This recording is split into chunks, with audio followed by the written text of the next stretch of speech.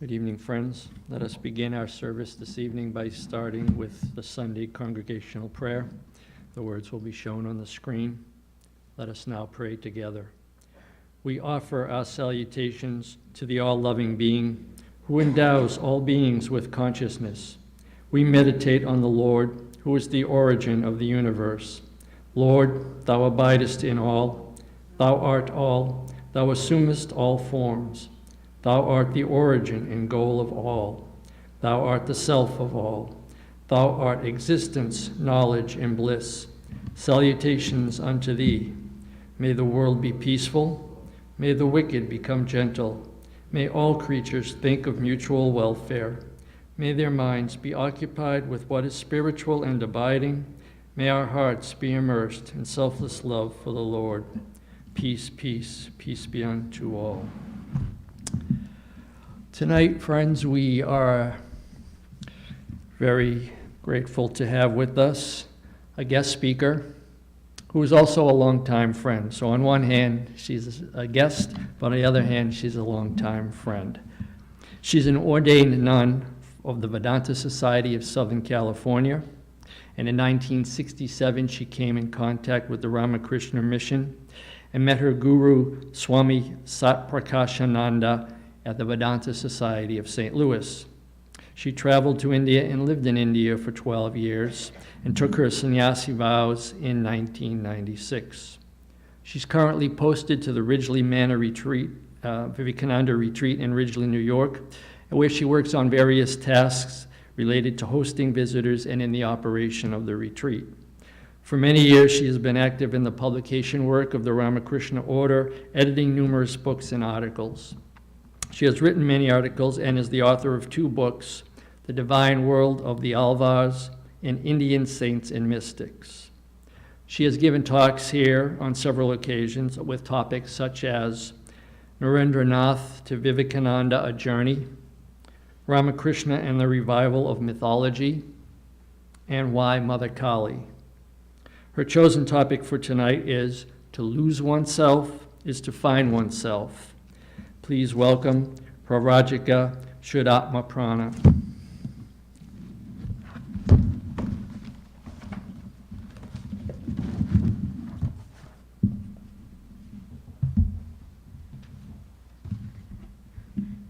Thank you. It's so nice to be back here again.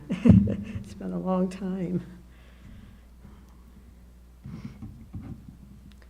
In the Gospel of Sri Ramakrishna, the Master recounts a conversation he once had with Narendra, Swami Vivekananda. He said, I said to Narendra, look here, my boy, God is the ocean of bliss. Don't you want to plunge into this ocean? Suppose there is a cup of syrup and you are a fly. Where will you sit to sip the syrup? Narendra said, I will sit on the edge of the cup and stick my head out to drink it. Why, I said, why should you sit on the edge? He replied, if I go far into the syrup, I shall be drowned and lose my life. Then I said to him, but my child, there is no such fear in the ocean of Satchidananda. It is the ocean of immortality. By plunging into it, a person does not die. He becomes immortal. A person does not lose his consciousness by being mad about God. Then Ramakrishna went on to say, the feeling of I and mine is ignorance. People say that Rani Rashmani built the Kali temple, but nobody says it was the work of God. They say such and such a person founded the Brahma Samaj, but nobody says it was founded through the will of God. This feeling, I am the doer, is ignorance. On the contrary, the idea, O God, thou art the doer and I am only an instrument. Thou art the operator and I am a machine. This is knowledge. Really, we have to wonder. The Lord's whole being is one of love and bliss, and we humans are constantly searching for that very love and bliss. Yet, invariably, we turn away from God and fearful of drowning in that love and bliss, and instead we turn towards the world. What strange creatures they are, the Lord must think. But then we could argue it's really all his fault. As the Katha Upanishad says, the self-created Lord has created the sense organs with the inherent defect that they are by nature outgoing. This is why beings see things outside and cannot see the self within. Rarely is there found a wise person seeking immortality who can withdraw his sense organs from external objects and see the self within. So what is this defect that the Lord has created? It is our sense of a separate identity. We think this separateness is normal, and like Vivekananda, we think we shall die if we merge in God's ocean of immortality. And this separateness is what Ramakrishna calls our ego, our sense of I and mine, our ego sense. And what is this ego sense?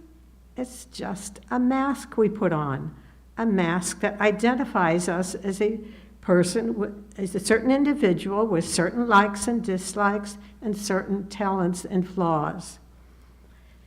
But in reality, we are not connected with any of those likes and dislikes or talents and flaws. Because this mask covers up who we really are, we think we are the mask and forget that we are the pure, shining being who is behind the mask. We've probably all heard in our studies of Vedanta that the ego is the greatest obstacle to our realization of Brahman, or God. Ramakrishna has emphasized this many times. He said, a person is able to see God as soon as he gets rid of ego and other limitations. He sees God as soon as he is free from such feelings as, I am a scholar, I am the son of such and such a person, I am wealthy, I am honorable, and so forth. Again, in another place, he said, ignorance lasts as long as one has ego. There can be no liberation so long as the ego remains. O God, thou art the doer and not I. That is knowledge. Yet, as long as we have a body, we can never really totally get rid of the ego. So Ramakrishna also said that a devotee can transform and purify the ego by establishing a relationship with God, such as thinking of oneself as the servant of God and God as the master. It is this purification of the ego, the melting of the ego, that is really what is meant, as no one who occupies a body can really erase the ego altogether. But even then, the ego is very persistent. Ramakrishna gave the example of a tree that has been cut down. You think it's dead, but soon you see a sprout rising up from the stump. That's the ego always popping up and always getting us into trouble. Again, Ramakrishna says, all troubles come to an end when the ego dies.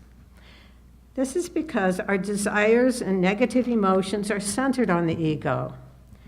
Desire, anger, jealousy, hatred, fear, pride, all these passions and negative emotions feed our ego and make it grow.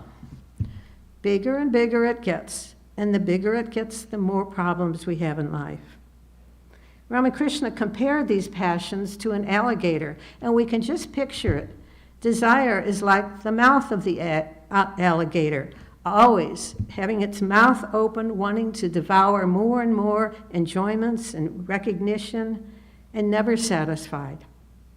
Anger, then, is like the tail that swats anything that gets in its way.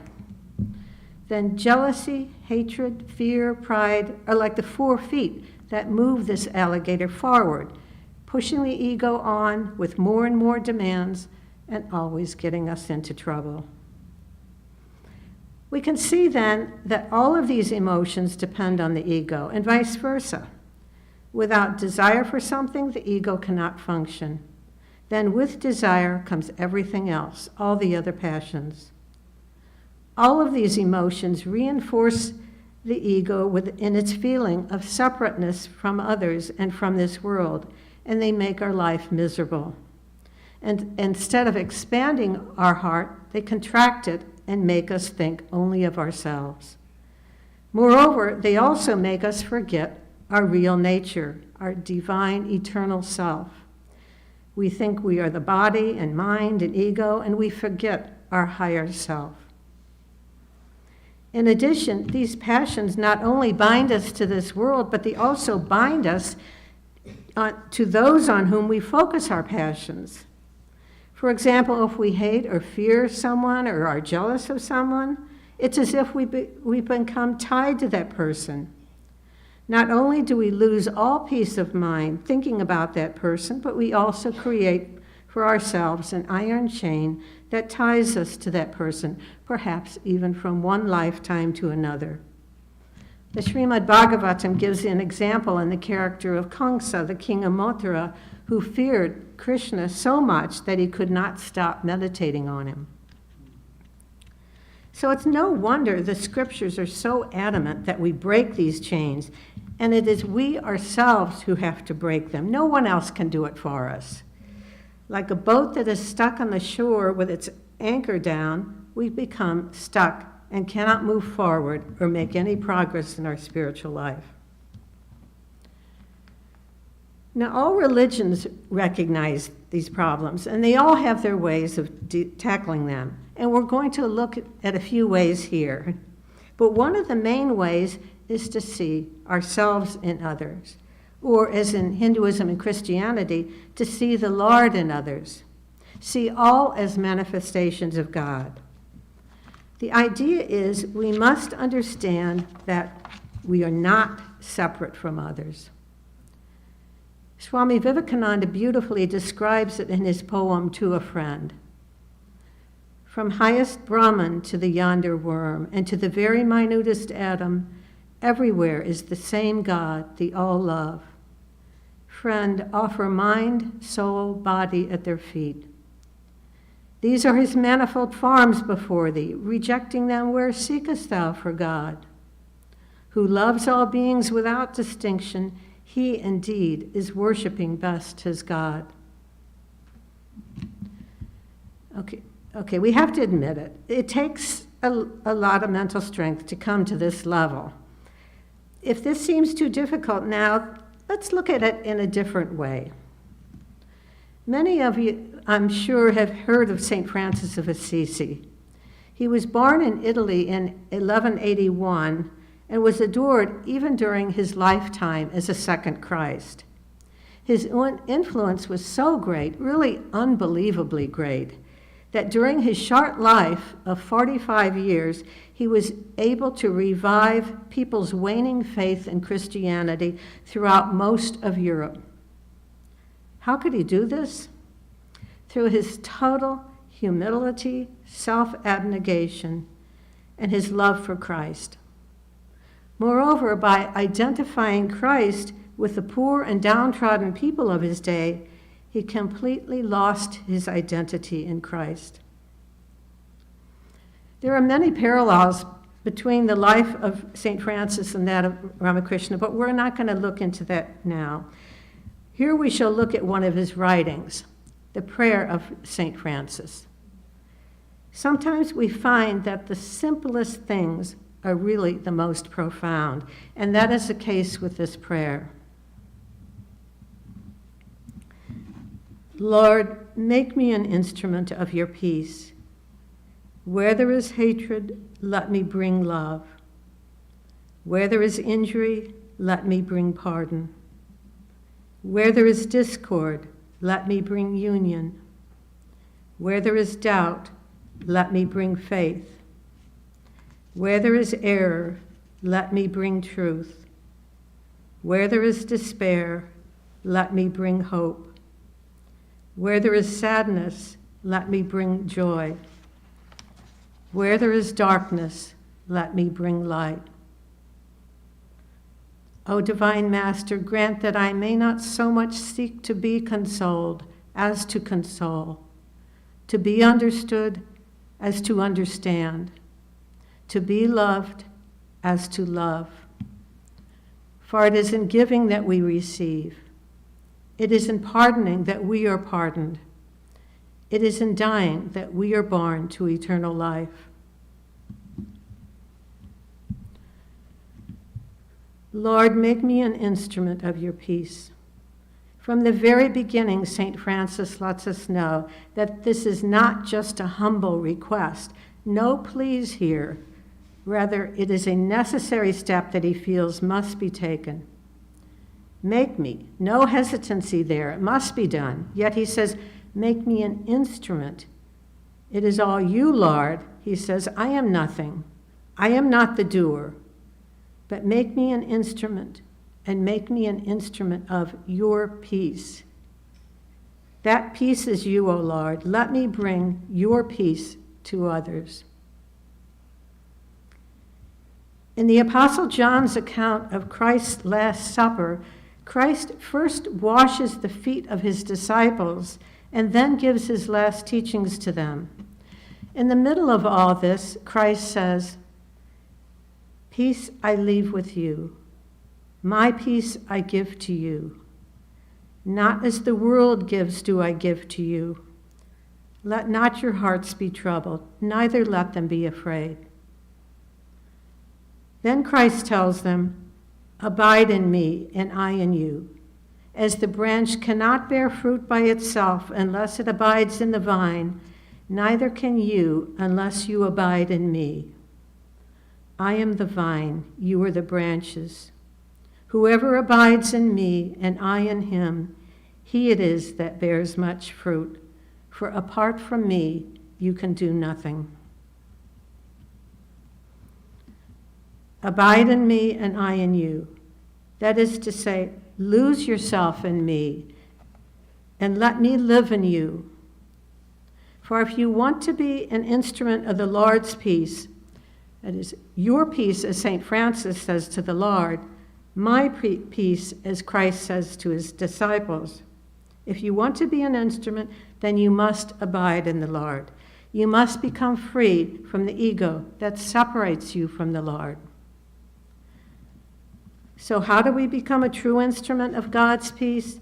How can we abide in the Lord? St. Francis tells us here, where there is hatred, let me bring love. We should note the word bring here. It is used again and again in this poem. You may be familiar with a well-known and condensed version of this prayer that uses the word so, let me so love. This is the popular version of the prayer that we find most frequently, but the original Italian is very clear. Let me bring love. St. Francis is always the instrument. He's not doing anything of himself, nor is he claiming it is his love. He is carrying the Lord's love and peace. We should remember that this was a man who, before becoming a monk, had a terrible fear and revulsion of lepers.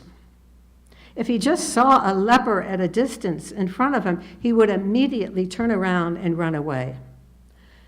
But one day he forced himself to overcome this by actually going to the leper colony, and while offering the lepers alms, he kissed the hand of each one of them. Later, one of the first things he did when he renounced the world was to go again to the leper colony and to live there for some time, serving the lepers by bathing and nursing them. And in the early days of his monastic order, he also asked his brother monks to do the same. Then St. Francis says, where there is injury, let me bring pardon. Obviously, by the word injury here, he does not necessarily mean physical injury. It might also be verbal or mental. Pardoning, forgiving, is actually very important for our spiritual life. For when we cannot forgive someone, we are deliberately holding on to our ego, to our mask. It is by forgiving that we let go. We let go of our ego and surrender all to the Lord. Only then do we become free. Where there is discord, let me bring union.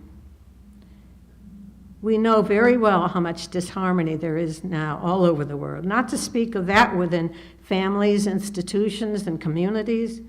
It seems sometimes impossible that any peace can be reached. Yet St. Francis is saying that by being an instrument of the Lord, even this can be accomplished. The same is true in bringing faith to doubters.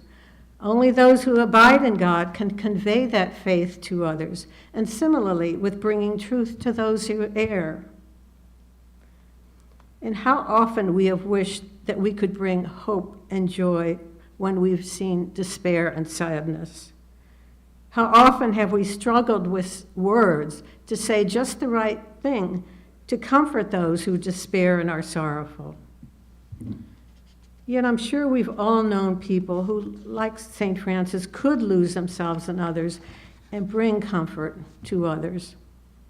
As a true instrument of the Lord, they could bring light to fill the darkness. What St. Francis is really saying here is that if we can truly abide in the Lord and be an instrument of the Lord's peace, then we will be able to feel others' sufferings as if it is our own. By seeking to console others who are in despair, we forget about ourselves. So also when we seek to understand and forget about being understood, and when we seek to give love and forget about being loved. In a poem, Swami Vivekananda wrote, "Cast into the fire all thy dross of self, thy mean selfishness. Aye, born to the infinite thou art. Within the heart is the ocean of love. Give away.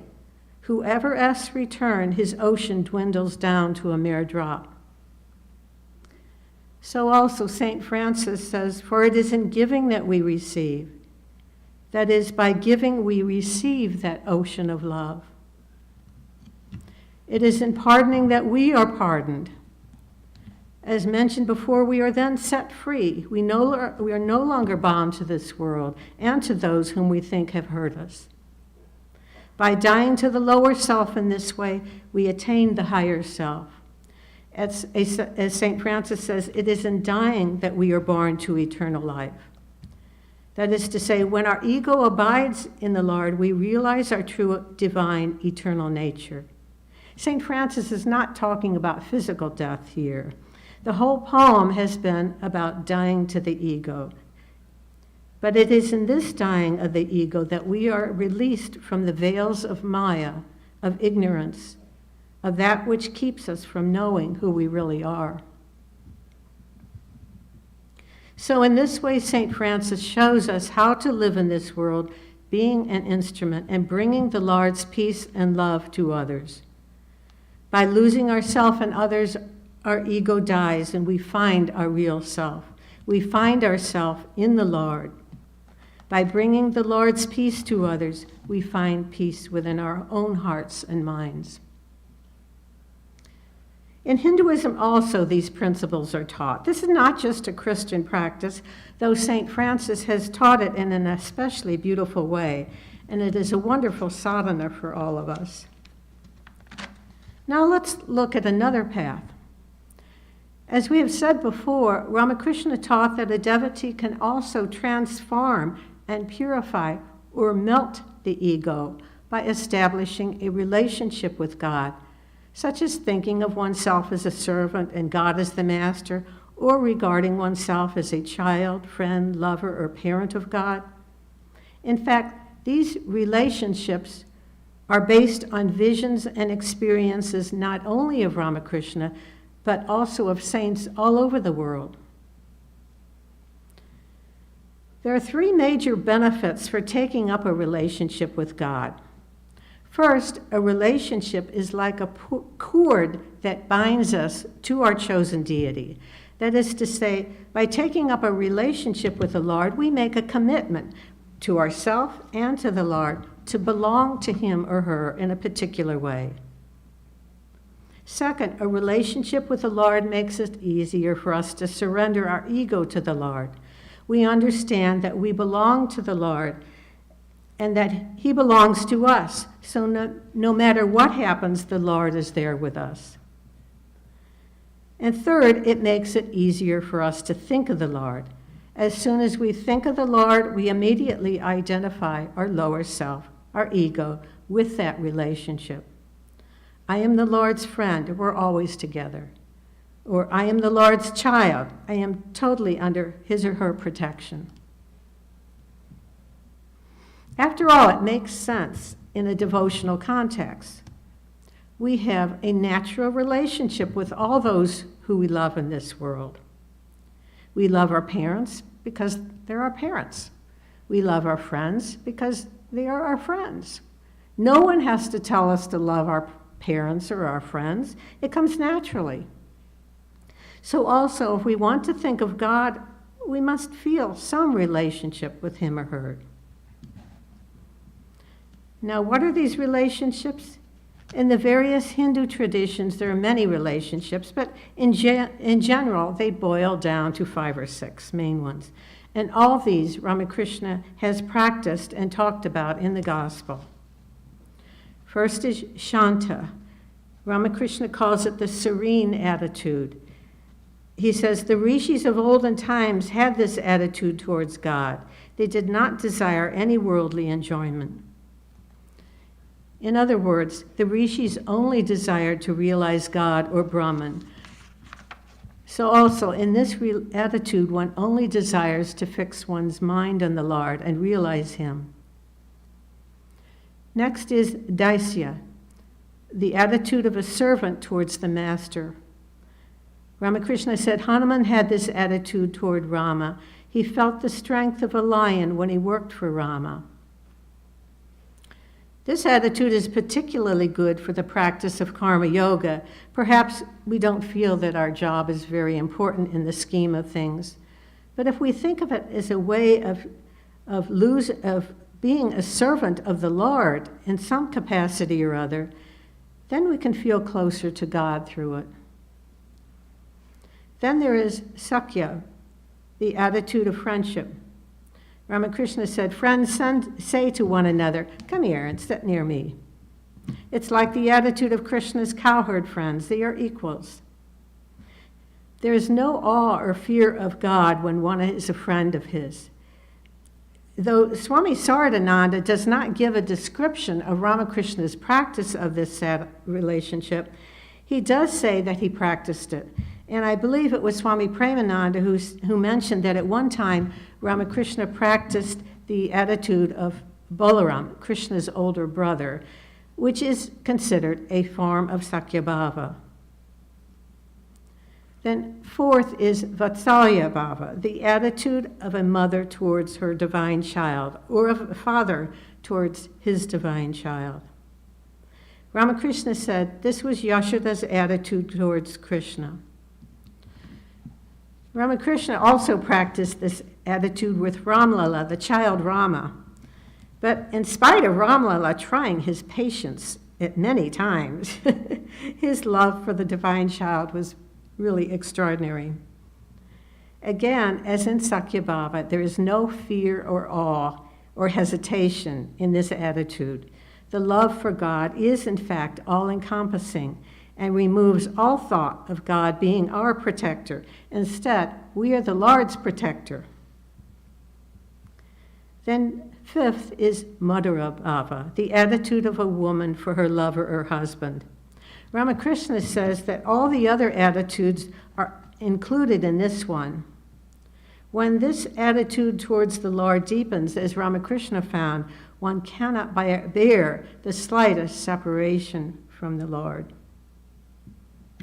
There's also another attitude that is not usually included in the Vaishnava traditions, and that is apatya bhava, the attitude of a child towards its divine mother or father. This was, in fact, Ramakrishna's main attitude. Most of the time, he felt that he was a child of the Divine Mother. A child always feels protected and loved by his parents. So how do we know what attitude or relationship to take up? Maybe in some rare cases, the guru might tell the disciple what relationship to take. But more often than not, the relationship grows in the heart of the devotee when the seed of the devotee's devotion starts to sprout. But this is not to say that we cannot experiment. Ramakrishna did not tell us to wait until we reached a certain stage of devotion. Thus, we can take up an attitude from whatever stage we are at in our devotion. The relationship may change in course of time, and that's okay. But meanwhile, we have had the benefit of feeling close to the Lord. Generally, we find that one life inspires another. Thus, a person might choose a relationship with God after being inspired by the life of someone else who had a particular relationship. That person's life might be included in a religious text, such as Hanuman's life in one of the many Ramayanas, or Uddhava's life in the Bhagavatam, or we might be inspired by the life of a more recent saint, such as Gopalarma, who became a mother to baby Krishna. However, we should note that while the life stories of recent saints are known and can be verified, regarding others, we need not worry about the historical accuracy or correctness of the stories. Whatever inspires us, whatever works, let it work. Ramakrishna himself did not worry about these things. Even in the Hindu Puranas, there are many versions of each of the stories, and no one cares. Like good poetry, the only thing that matters is what inspires us. Again, according to the Vaishnava tradition, these attitudes are intended to be practiced in relation to a personal God with form. However, we find that in other traditions, such as Islam and Christianity, that devotees do not necessarily practice them with a form of God in mind. In that case, God is personal yet formless, but it still works. And though Madhura Bhava is the attitude of a woman lover to her beloved, though it is often considered to be the highest of the attitudes, we should remember that whatever attitude or relationship we take with the Lord, that is the highest. If it takes us to the Lord, it can't get any higher than that. This goes also for whether our final and ultimate goal is the personal God or the impersonal absolute. Whatever relationship we have with the Lord will take us to that goal. Swami Saradananda's chapter on the spiritual aspirant and spiritual disciplines in his biography of Ramakrishna discusses this very point about how the worship of the personal God can lead to the impersonal absolute. We should also note that Swami Vivekananda himself did spiritual practices with a relationship with God. Most of us think of him as solely as an Advaitist, but this is not so. According to his disciple Swami Bodhananda, Swamiji's bhava or relationship with God was Sakya Bhava, the mood of a friend to the divine friend. And his disciples and brother monks could see this in Swamiji's relationship with Ramakrishna. He sometimes called Ramakrishna Bandhu, or friend. And we know when they were both alive, they used to joke around and tease each other like friends. There's an interesting incident that illustrates, in fact, Swamiji meditating in this mood. It's told by Hollister Sturgis, Betty Leggett's son from her first marriage. Hollister told it to his son, Paul. Swamiji was then staying as a guest in the house of the Leggetts, the manor house of the Leggetts at Ridgely Manor. The story goes, one day the young boy, Hollister, was walking by Swamiji's closed bedroom door and heard peals of laughter coming from the room. When Swamiji emerged later, Hollister asked, "Whom were you talking to?" "I was alone in meditation," Swamiji said. "But what was all that laughter about?" Hollister persisted. And after a pause to recall his laughter and meditation, Swamiji replied, "Oh, God is so funny." Apparently, Swamiji was meditating in front of the fireplace in that room. If you've seen that room at Ridgely, you know where that spot is. Now let's take a look at another way to abide in the Lord and lose ourselves in Him. And that is by repeating the name of the Lord, or a mantra. Some of us perhaps have received a mantra from a guru, or maybe we repeat a name of God as a mantra. We've been told that the mantra has power. In fact, many saints have testified that the mantra is powerful enough to take us to let us see God. We can easily understand how powerful even ordinary words are. For instance, we all know very well how hurtful words can cause pain to others. It does not take much to understand that. Again, we all know the feeling that just a few kind words can produce, and this is what St. Francis was emphasizing also. Now, if our ordinary words have so much power, just imagine how much more power a mantra has. Yet often we find that people do not have much faith in the mantra. This is because it is such a subtle thing, and so is its power. It's very difficult to comprehend how such a subtle thing works. Ramakrishna often spoke about the effects of repeating the name of God. Once he said, if a person repeats the name of God, his body, mind, and everything become pure. Have faith in his name. Again, he said, there is great power in the seed of God's name. It destroys ignorance. A seed is tender and the sprout soft. Still, it pierces the hard ground. The ground breaks and makes way for the sprout. Swami Satprakashananda used to describe how at the time of initiation, when one receives a mantra from the Guru, it's as if the Guru has planted a seed in one's heart. It's up to us then to water and nourish that seed by repeating the mantra, and not just repeating it mechanically, but repeating it with faith and devotion. If this is done, then the seed will gradually sprout and grow into a beautiful plant with flowers and fruit. The flowers are our spiritual experiences, and the fruit is our liberation.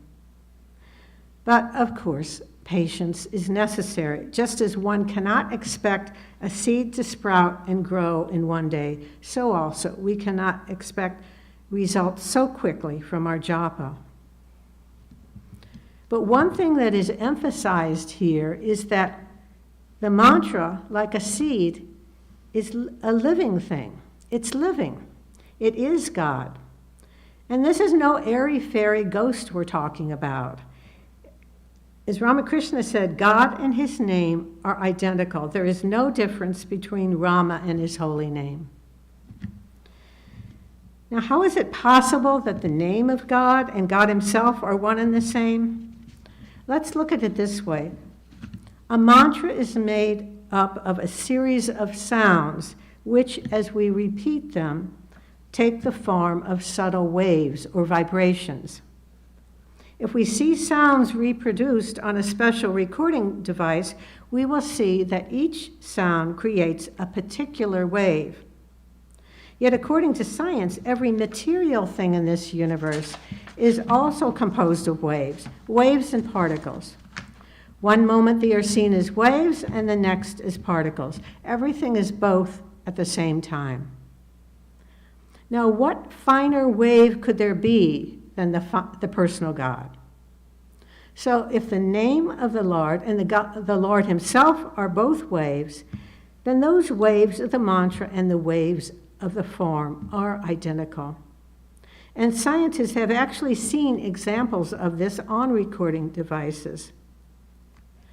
Regarding the process of this, Swami Vivekananda says in his Bhakti Yoga, in the individual, the thought waves rising in the limited chitta, or mind, must manifest themselves first as words and then as the more concrete forms.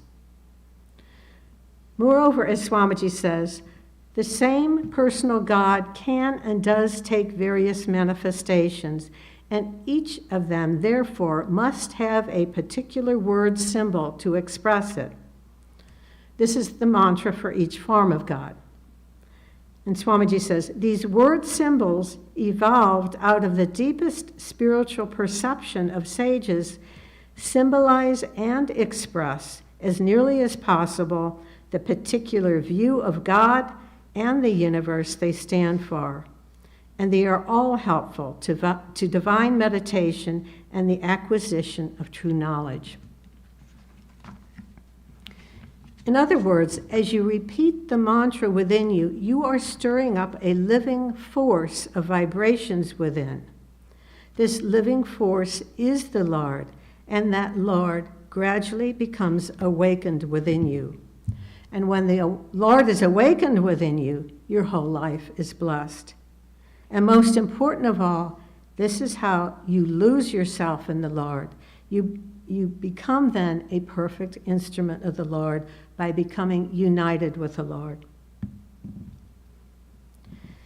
Now, the devotees of the path of devotion have it relatively easy. They transform the ego from one that is attached to the world to one that is attached to the personal and loving aspect of God. As we said before, they do this by taking up a personal relationship with God, or they transform the ego by repeating the name of the Lord. By attaching the ego in this way to the Lord through meditation and japam, the ego gradually becomes more and more purified until it finally melts through pure love, and the real self then shines through. Yet there is something similar in the path of knowledge. Like the Arundhati Darshana Nyaya, that is the practice of directing someone's attention from the gross level to the subtle and more subtle levels, we can take the ego from its identification with the gross body to more and more subtle levels until it melts away into the real self. We should remember, too, that meditation itself, if done rightly, is the primary process in surrendering the ego. Through our meditation and other spiritual disciplines, we practice losing the ego. But then the real surrender of the ego takes place when we have the experience of Brahman or God. We can't go into great detail here about this sadhana, but we can give an outline. The sadhana is done through shravana, manana, and nididhyasana. That is through hearing, reasoning, and meditation. First, shravana, hearing. We must first hear or learn from a teacher the process of discrimination, discriminating about who and what we are. Are we this body? Are we the life force? Are we the mind or the intellect? Reading is also very helpful. Vedantic texts such as the Panchadasi and the Vedanta Sara are very useful for this practice, but we need a teacher to clarify difficult points. Second, manana, literally reasoning. When we really analyze ourselves, we find we are none of these things. We cannot be the body, as it is ephemeral. It's here today and gone tomorrow. It's the same with the life force. The mind also is constantly changing, and so is the intellect. These four sheaths, or koshas, that is the body, the annamaya kosha, the life force, the pranamaya kosha, the mind, the manomaya kosha, and the intellect, the vijnanamaya kosha. These four make up the gross and subtle bodies. According to the Panchadasi, the ego is included in the vijnanamaya kosha, the intellect, the sheath of the intellect. This is a very subtle level, so this is why the ego is so hard to deal with. In addition, there is another body, the causal body, which is comprised of the fifth sheath, the Anandamaya kosha, the sheath of bliss. This sheath is the closest to the Atman, so it partakes of some qualities of the Atman. But these qualities are only reflections of the bliss of the Atman. According to Shankara, through the causal body, the ego enjoys the fruits of its actions, and it gets joy from other mundane actions and objects. Again, on waking up from deep sleep, the ego says, "I have slept well." But this is the extent of its enjoyment. If we want the bliss of Brahman, we have to understand who the real enjoyer is. As the Panchadasi says, this bliss sheath, the Anandamaya kosha, also cannot be the self because it is temporal and impermanent. That bliss which is the source of this reflected bliss is the self, for it is eternal and immutable, unchangeable. So now our discriminative faculty processes this knowledge and tells us that these three bodies, the gross body, the subtle body, and the causal body, and the five sheaths are not the real self, and that our goal lies beyond them. This is manana, reasoning that makes us understand who and what we really are. The next step is to meditate, nididhyasana. At this level, if we try to separate the real self from the not self, just as we separate the inner blade of a piece of grass from its stalk. Then when we achieve this separation, we attain our goal of realization through samadhi. In the words of the Panchadasi, when by Shravana and Manana the mind develops a firm and undoubted conviction and then dwells constantly on that thus ascertained self alone, it is called unbroken meditation, nididhyasana. Then when the mind gradually leaves off the ideas of meditator and act of meditation and is finally merged in the sole object of meditation, that is the self, then, and it is steady like the flame of a lamp in a breezeless place, then it is called the superconscious state, samadhi. As the Panchadasi says, thus a person distinguishes the self from the five sheaths, concentrates the mind on it, according to the scriptural injunctions, then becomes free from the bonds of repeated births and deaths, and immediately attains the supreme bliss. That is, the attainment is immediate when all parts of this process fall into place. Ramakrishna, in fact, says in one place that God can be known by the pure buddhi, that is, the intellect, which is the same as the pure self. The seers of old, he says, directly perceived the pure self through their pure buddhi. So it comes to a point when the buddhi becomes purified, it melts into the pure self. They're not really two separate entities. And as the ego is, according to the Panchadasi, associated with the buddhi, that means the ego also has melted into the pure self and has been purified. It is no longer the ordinary ego. And this is why Ramakrishna can speak of the ego of knowledge and the ego of devotion. So it's all a matter of surrendering the lower self to the higher self and allowing our higher self, the pure Atman, to manifest. And this is why Swami Vivekananda tells us again and again to manifest the divinity that is already within us. It is in our hands. Through right discrimination and also yearning, we can do it. So here we have given a few ways to effect this transformation. By losing ourselves in others, or by losing ourself through a relationship with the personal God, or by losing ourself through repetition of the name of the Lord, and last, by losing ourself in the process of attaining knowledge of the real self through hearing, reasoning, and meditation.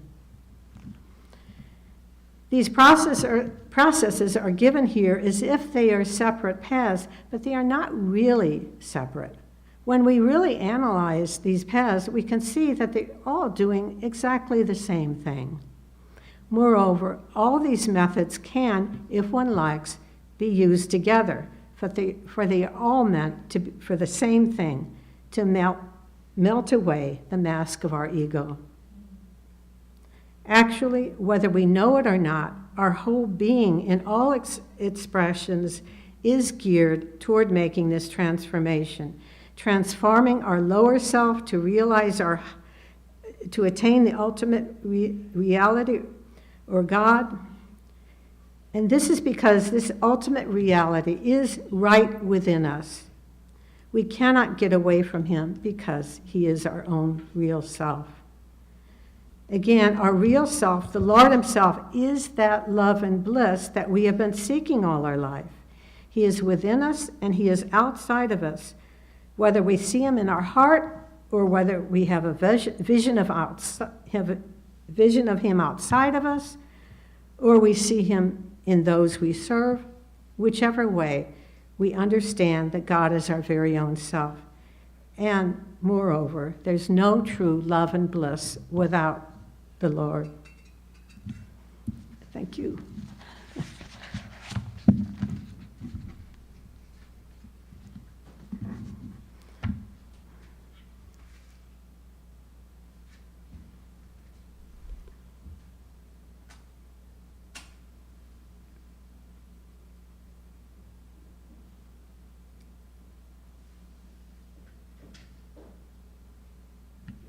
Okay. Okay, if there's some questions.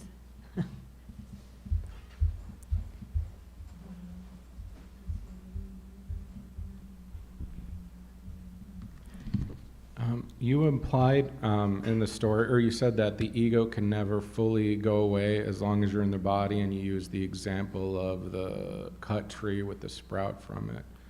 And transcendent ego states, it definitely can come back, but if one were to really be established into a fully dissolved ego, could it never come back? And if so, if it always has to come back at some point in time, does that mean that one can never truly be liberated because it can always come back? No. Ramakrishna gave an example. For one thing, what he means is for us, we transform, we melt the ego, and we transform it, as he said, the ego of knowledge or ego of devotion.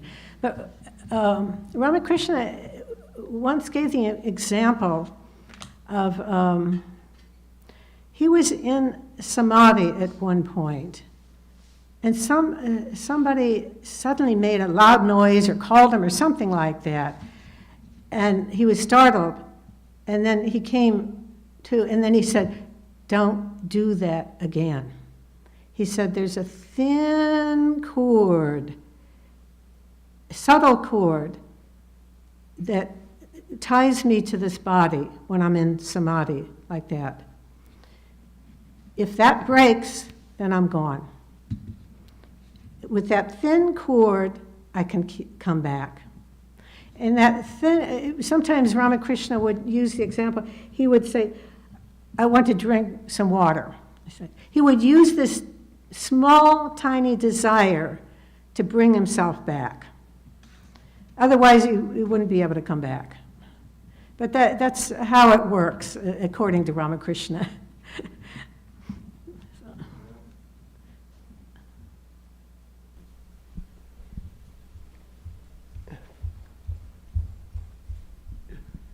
A couple of questions. So the first one is, you said that it's through vibration that one can connect to the self or the God. Now, it is true indeed that vibration is a wave, and there is a wave-particle duality there, but It's a special vibration. Special vibration, yes.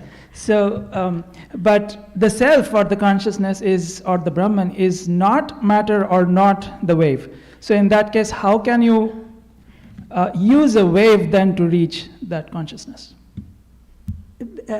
Swamiji described this in his poem, Hymn on Samadhi.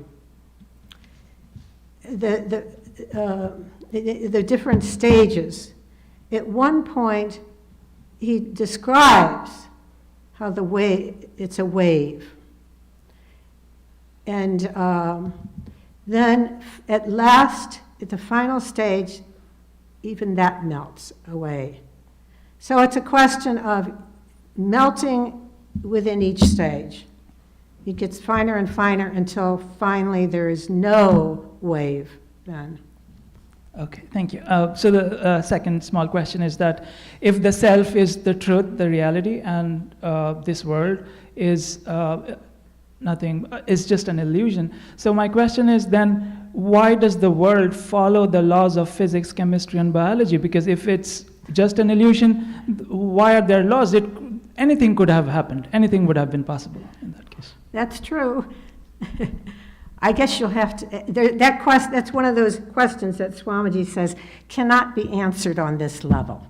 You have to transcend this level to answer that question, but on that level, there's no such question. So it doesn't work. The why, wherefore, how, these things can't be answered on this level. But up there, where's the question? Any web questions?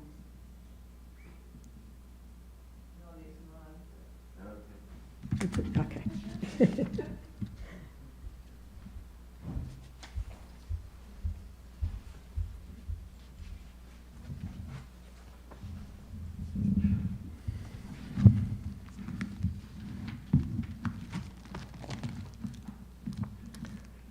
Thank you, Pravrajika, Shuddhatmaprana, for giving us many suggestions on how to lose ourselves and ultimately find the true self.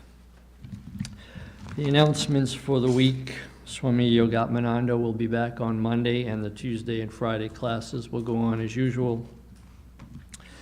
Next Sunday, the talk title is Compassionate Buddha, and that will be given by Swami Yogatmananda. Coming up in June, on Saturday the 18th, is a full-day retreat given by Swami Tyagananda. His topic is Looking Deeply, the Basics of Vedanta. Registration is now ongoing. It's $20 if registered and paid by June 3rd. Otherwise, the fee will go up to the full price of $30. Seating is limited, so please be mindful of that. Registration will stop when we reach the full capacity. And you can register on the website or here in the office, and using the PayPal retreat fee on the website as well. So I think with that, we will do after following the arati, there will be soup supper. We've resumed the soup supper in the last couple of weeks. So you're invited to soup supper following arati. We now do the closing prayer.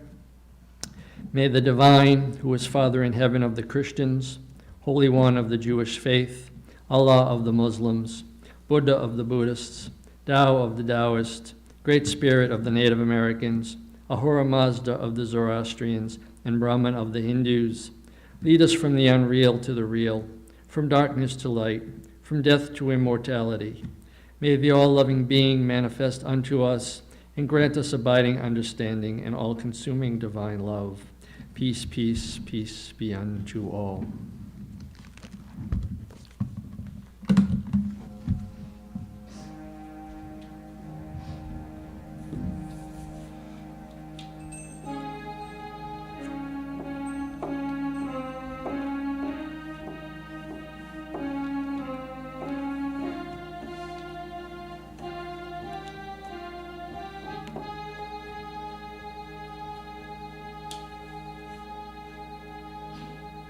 Pray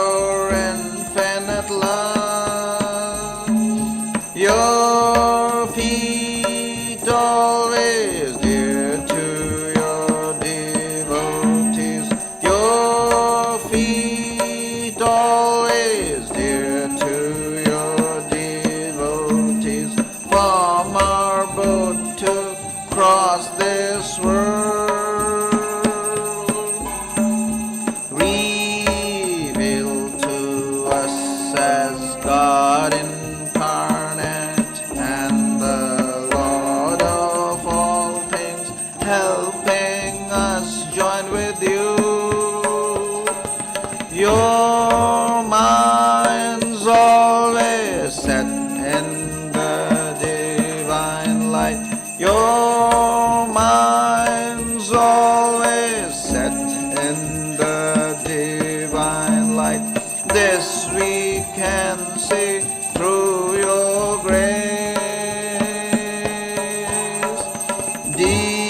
destroyer of our worldly sorrow and compassion. So infinite is your word. Your life's offered for the world's deliverance.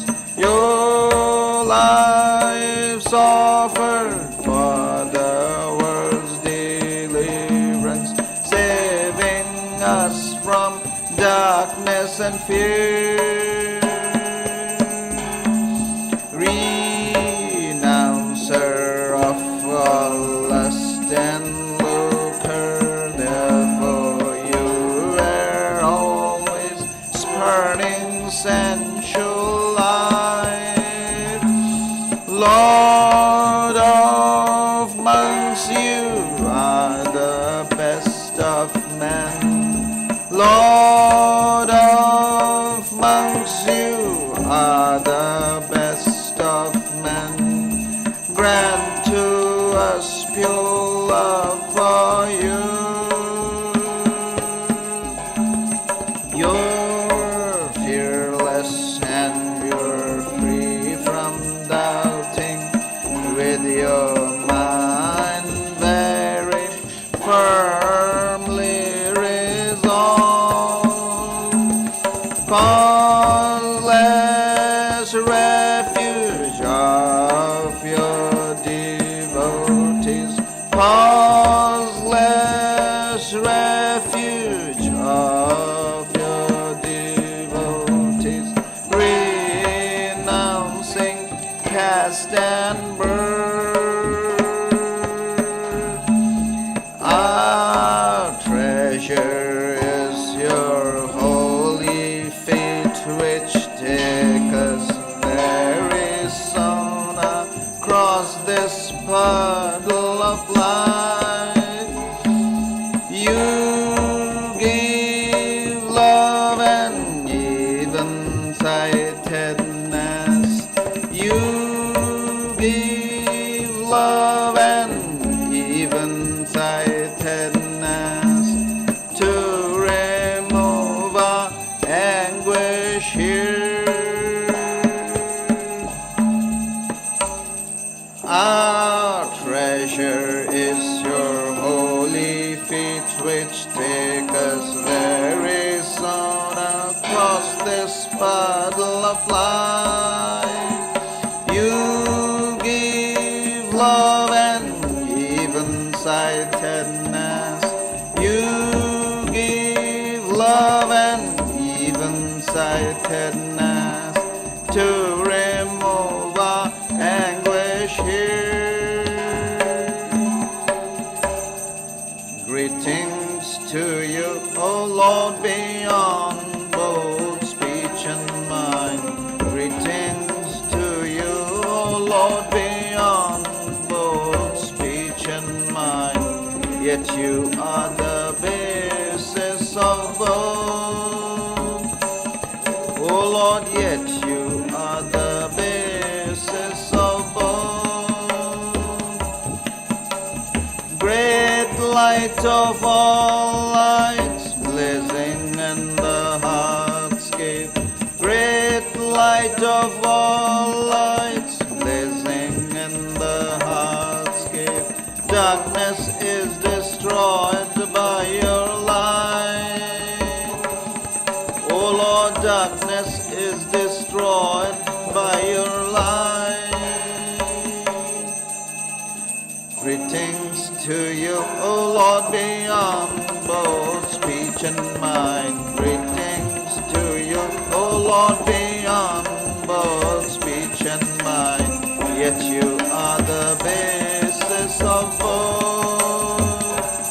O Lord, yet you are the basis of both.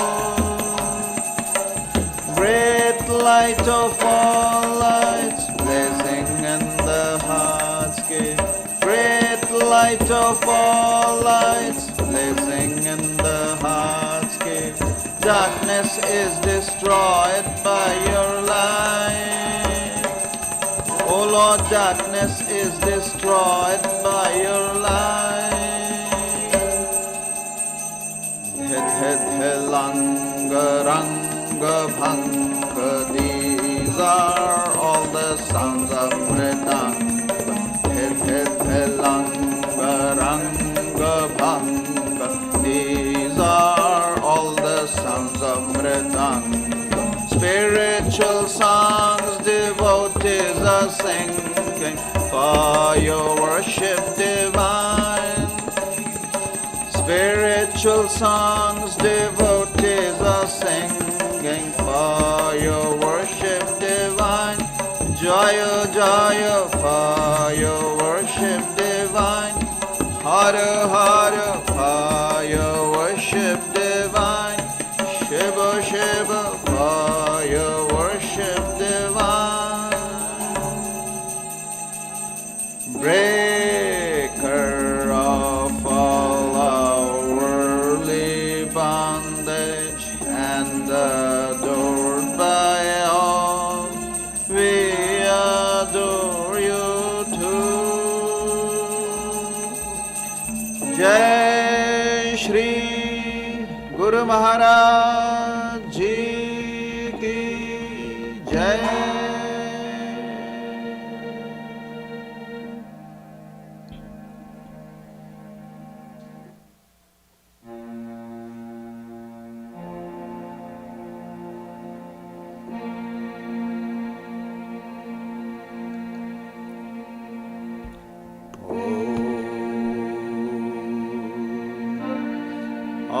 Auspicious and blessed, graciousness sublime,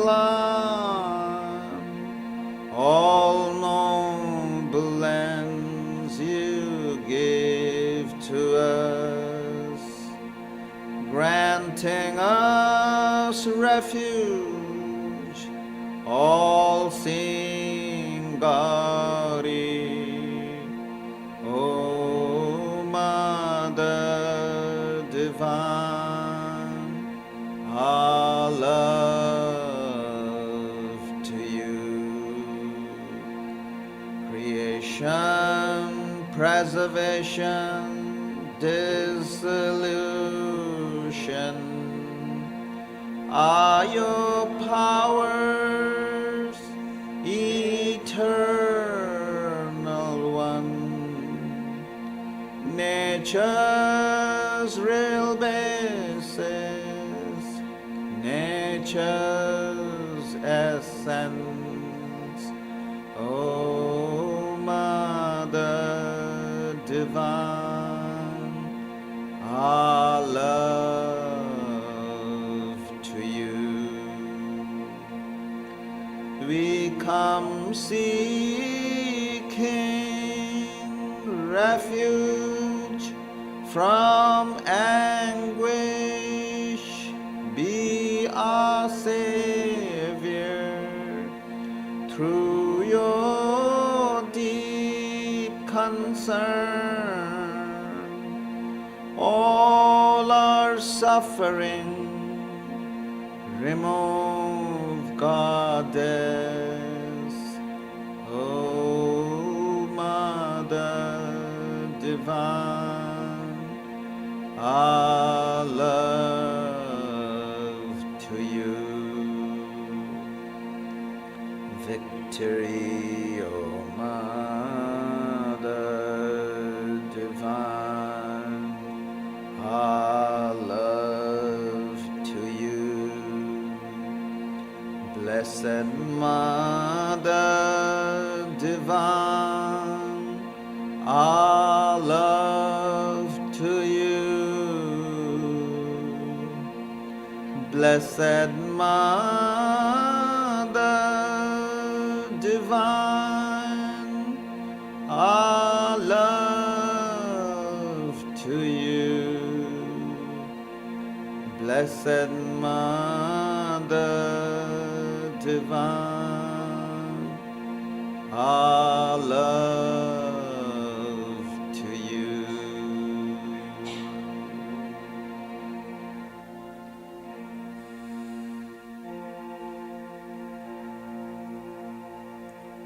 Jai Shri Ram Krishna Dev Ki Jai, Jai Shri Sarda Devi Ki Jai, Jai Shri Swami Vivekananda Ki Jai, Jai Shri Buddhadev Ki Jai, Jai Shri Jesus Christ Ki Jai.